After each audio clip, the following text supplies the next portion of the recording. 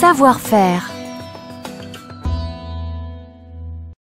Si vous aimez cuisiner et qu'en plus vous êtes un tantinet geek, voici pour vous le joujou idéal. Un livre de cuisine électronique et bien plus que cela encore.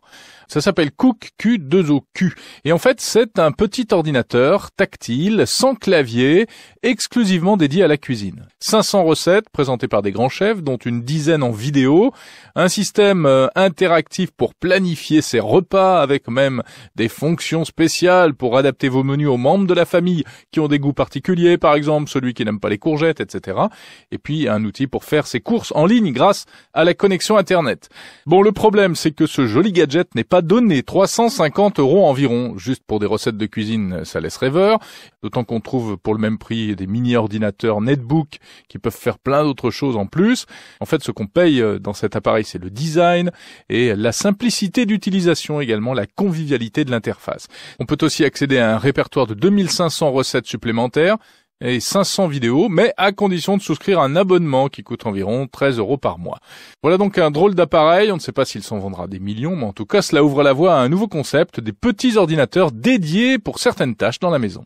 Reportage diffusé sur France Info.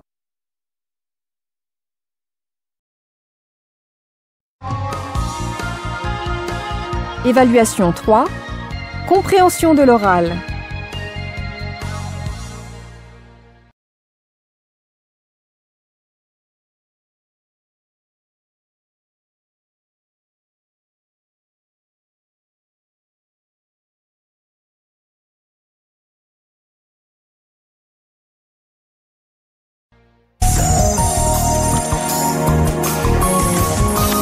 C'est notre planète. Bonjour Virginie Garin.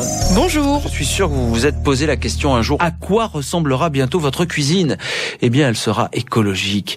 Au salon Planète Durable, qui débute aujourd'hui à Paris, porte de Versailles, on peut visiter une cuisine verte. Elle permet de faire 70% d'économie d'énergie. Mais à quoi elle ressemble, Virginie ? Eh bien, elle est assez étonnante, cette cuisine, car tous les appareils sont reliés entre eux. Par exemple, l'eau du lave-vaisselle est chauffée en partie avec la chaleur dégagée par le moteur du réfrigérateur.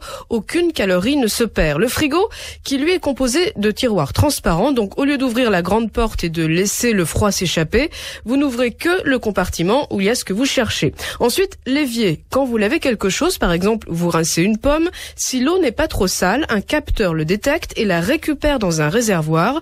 L'eau est purifiée, soit vous arrosez vos plantes avec, soit elle part directement alimenter le lave-vaisselle. La plaque de cuisson aussi est intelligente. Elle est capable de calculer la circonférence de la casserole et ne chauffe que cette surface. Et puis, la hotte, au-dessus, elle se met en route toute seule dès que c'est utile et elle recycle la vapeur pour alimenter en eau une petite serre où vous faites pousser des aromates, du thym, du laurier, une serre chauffée par le four. Donc tout s'imbrique. C'est ainsi que devrait être votre cuisine dans quelques années. Whirlpool, qui présente ce prototype au salon Planète Durable, espère la commercialiser en 2012, mais les autres marques comptent aussi mettre au point des appareils de plus en plus écologiques. L'intérêt étant d'abord de réduire nos factures d'eau et d'électricité. Virginie Garin, toujours à l'affût des nouveautés technologiques.